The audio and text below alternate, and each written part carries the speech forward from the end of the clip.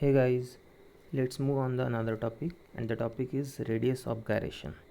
और इस टॉपिक में हम कवर करने वाले डिस्क और रिंग भी।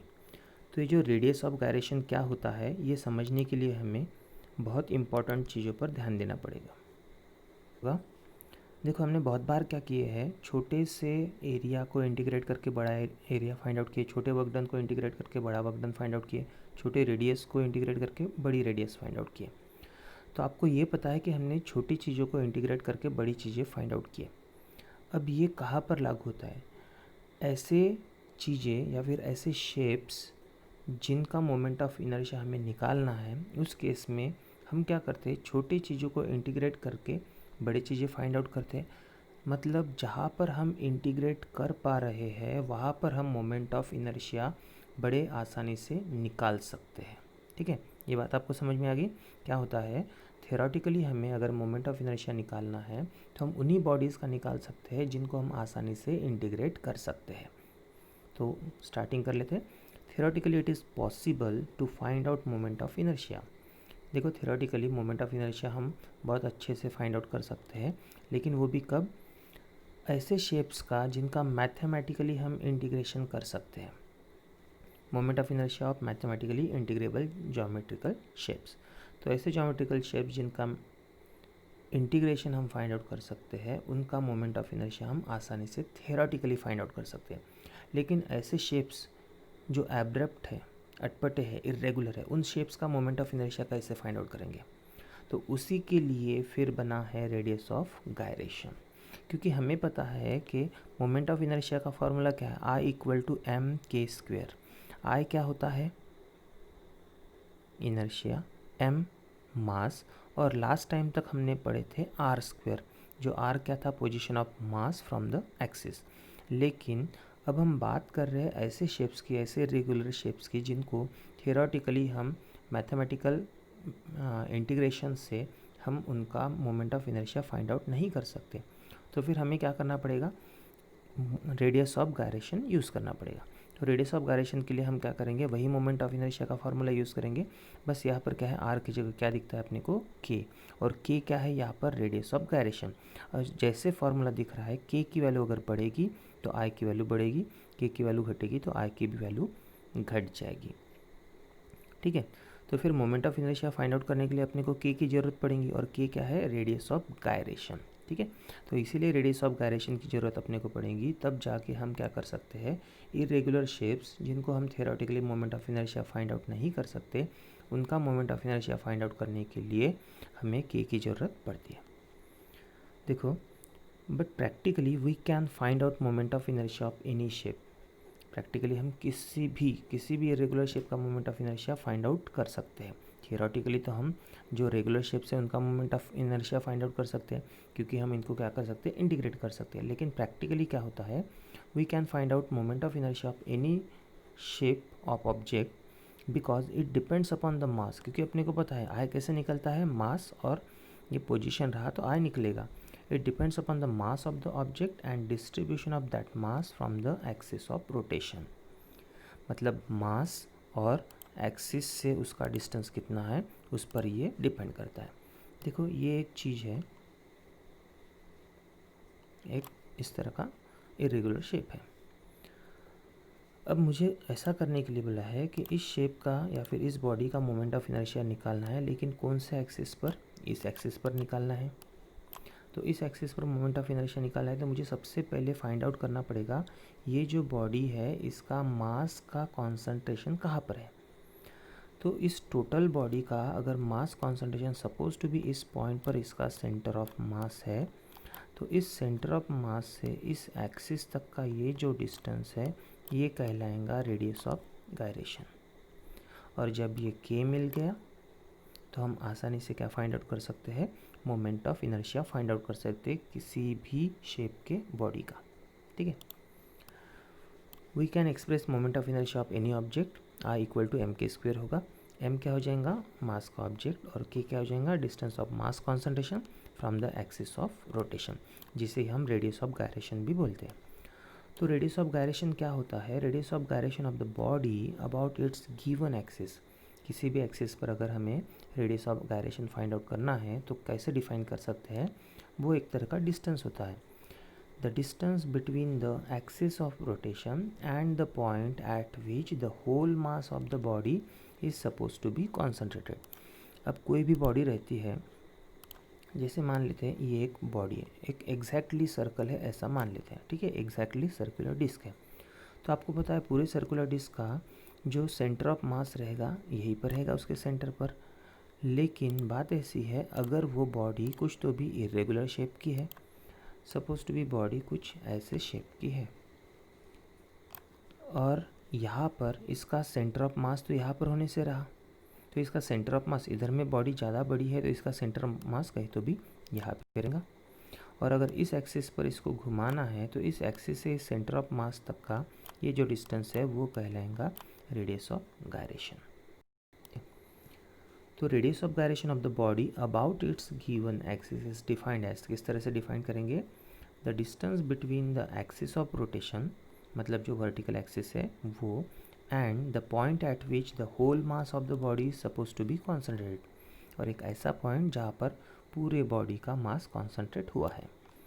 ये जो ऊपर का फॉर्मूला था I इक्वल टू एम के स्क्वायर, के फॉर्म में अगर इसे लाते हैं हम तो k इक्वल्स टू √I/m होता है। और k क्या होता है, रेडियस ऑफ गायरेशन, और रेडियस ऑफ गायरेशन एक तरह की रेडियस होती है और उसका यूनिट क्या रहेगा, metre. Radius of gyration depends upon the shape and size of the body and distribution of the mass of the body. ये तो अपने को पता है कि रेडियस ऑफ गायरेशन के किस पर डिपेंड करेगा, इन सब पर डिपेंड करेगा। यहाँ पर क्या है, मास भी है, शेप साइज़ है और डिस्ट्रीब्यूशन ऑफ मास है फ्रॉम द बॉडी, मतलब ही हम इसे पोजीशन भी बोल सकते हैं। By knowing the radius of gyration we can find out moment of inertia. अगर हमें k की वैल्यू पता चल गई, हमें अगर k की वैल्यू पता चल गई तो हम आसानी से क्या फाइंड आउट कर सकते हैं, I फाइंड आउट कर सकते हैं। By knowing the radius of gyration we can find out moment of inertia of the body about an axis of rotation. Even वो तब भी पॉसिबल है even if we don't know the actual shape of the body, मतलब किसी भी body का shape भी अगर अपने को नहीं पता है और उसका अगर रेडियस ऑफ गायरेशन हमें मिल गया तो आसानी से हम उसका moment of inertia find out कर सकते हैं। रेडियस ऑफ गायरेशन का जो कंसेप्ट है बहुत धीरे से दिमाग में आता है, बहुत जल्दी जल्दी इसे आप एक्वायर करने की कोशिश मत कीजिए। अगर नहीं समझ रहा है तो एक बार फिर से आपको वीडियो देखना पड़ेगा।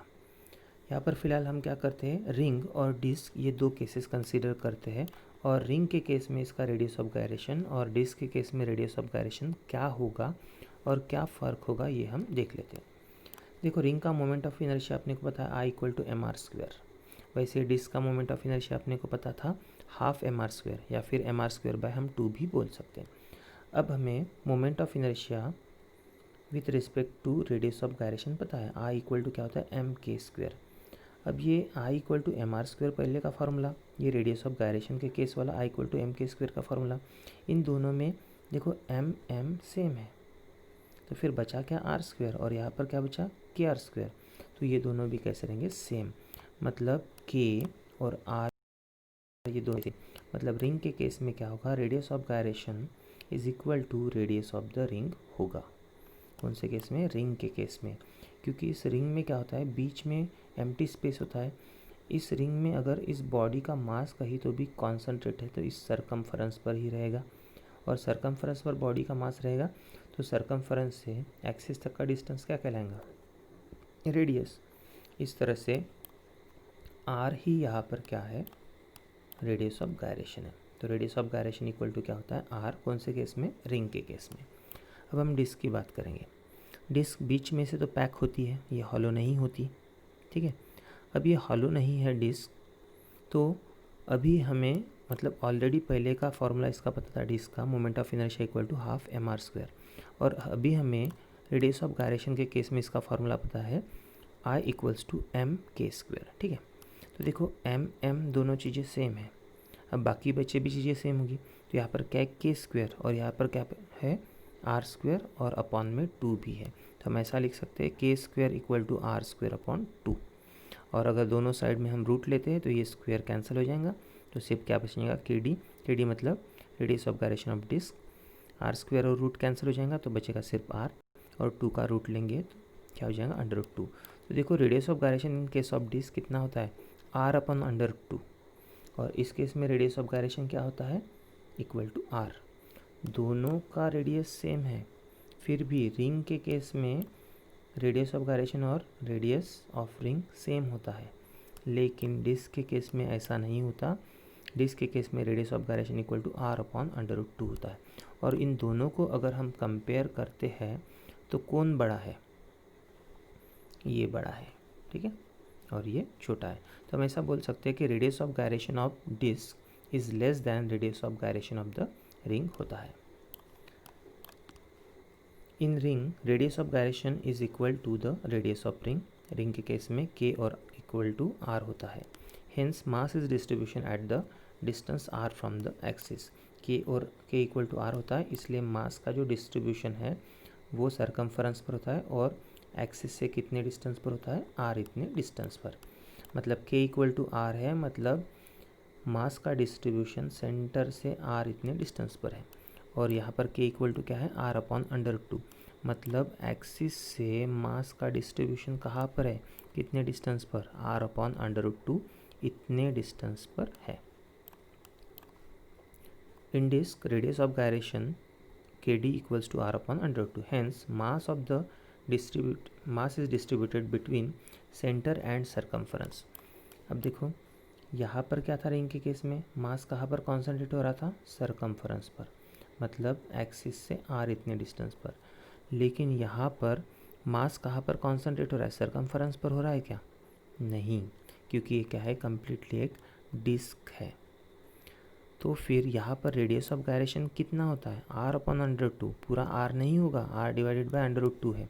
मतलब ये जो O नाम का पॉइंट है यहाँ से लेकर ये r तक का, मतलब इतने रेडियस के बीच में, इन बिटवीन यहाँ कहीं ना कहीं मास का कॉन्सेंट्रेशन होगा। तो रेडियस ऑफ गायरेशन यहाँ कहीं तो भी बीच में रहेगा, क्योंकि radius of gyration equal to r/√2 disk के केस में आ गया है। देखो हमने लिखे है in disk radius of gyration is kd equals to r/√2, hence mass is distributed between centre and circumference, O और r के बीच में रहेगा। फॉर द सेम मास, अब देखो दोनों का अगर मास भी सेम है, ये क्या है रिंग और ये क्या है डिस्क, और इन दोनों का मास भी सेम है, इन दोनों का रेडियस भी सेम है, फिर भी for same mass and radius of any object ring has largest radius of gyration and hence maximum moment of inertia. देखो ये रिंग का रेडियस ऑफ गायरेशन कितना है r, और डिस्क का रेडियस ऑफ गायरेशन r से भी छोटा है, क्योंकि अपॉन में क्या है √2 है। तो हम ऐसा बोल सकते हैं कि अगर बहुत सारे शेप्स है और बहुत सारे शेप्स मतलब बहुत सारे ऑब्जेक्ट्स है और उन सभी का रेडियस सेम है, उन सभी का मास सेम है, फिर भी सभी ऑब्जेक्ट्स में से रिंग ही एक ऐसा ऑब्जेक्ट है जिसका रेडियस ऑफ गायरेशन सबसे ज़्यादा होगा, इसीलिए रिंग का ही मोमेंट ऑफ इनर्शिया सबसे ज़्यादा होगा। इसलिए हमने लिखे हैं for the same mass and radius of any object ring has the largest radius of gyration and hence maximum moment of inertia. Students आपको इसे एक दो बार अच्छे से रीड करना पड़ेगा और मैंने जो बोली है बातें उस पर आपको अच्छे से कॉन्सेंट्रेट करना पड़ेगा, तब जाके आपको रेडियस ऑफ गायरेशन अच्छे से समझ में आएगा। फिर भी लास्ट में मैं ऐसा बोल रहा हूँ कि रेडियस ऑफ गायरेशन कौन से केस में काम आता है, जहाँ पर इरेगुलर शेप्स है उस केस में वो काम आता है, क्योंकि थियोरेटिकली अगर ऑन पेपर फाइंड आउट करना है रेडियस ऑफ गायरेशन तो हमें ऐसे शेप्स का radius of gyration find out कर सकते हैं जिनको हम इंटीग्रेट कर सकते हैं। लेकिन ऐसी चीज़ें क्या जिनको हम इंटीग्रेट नहीं कर सकते, उनका मोमेंट ऑफ इनर्शिया कैसे फाइंड आउट करेंगे, तो उसके लिए हमें उनका रेडियस ऑफ गायरेशन पहले फाइंड आउट करना होता है। तो यही इंपॉर्टेंस है रेडियस ऑफ गायरेशन का।